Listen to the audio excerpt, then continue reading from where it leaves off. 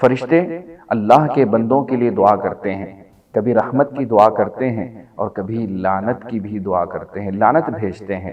اللہ کرے کہ اللہ تبارک و تعالی ہمیں فرشتوں کی دعائیں نصیب کرے، ہم ایسے مستحق بنیں کہ اللہ کے فرشتوں کی دعائیں ہمیں لگیں۔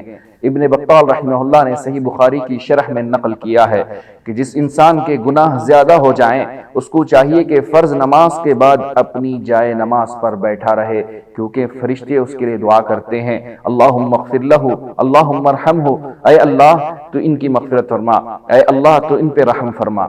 تو ناظرین، میں آپ کو بتاتا چلوں وہ کون لوگ ہیں جن کے لیے فرشتے رحمت کی دعائیں کرتے ہیں۔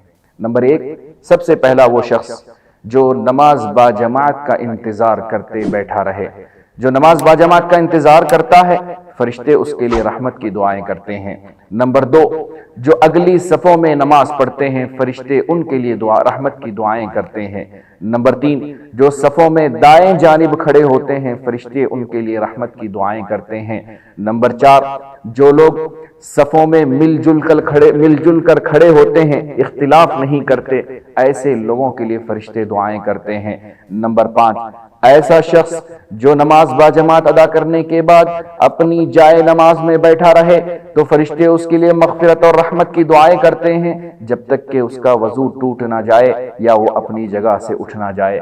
نمبر چھ، فرشتے اس شخص کے لیے بھی رحمت کی دعائیں کرتے ہیں جو اپنے مریض بھائی کی عیادت کرتا ہے۔ نمبر سات، فرشتے اس شخص کے لیے بھی رحمت کی دعائیں کرتے ہیں جو رسول اللہ صلی اللہ علیہ وسلم پر درود بھیجتے ہیں۔ سبسکرائب کیجئے ہمارے چینل اور دبائیے بیل کا آئیکن تاکہ آپ کو ریگولر نوٹیفیکیشن اپڈیٹس مل سکے۔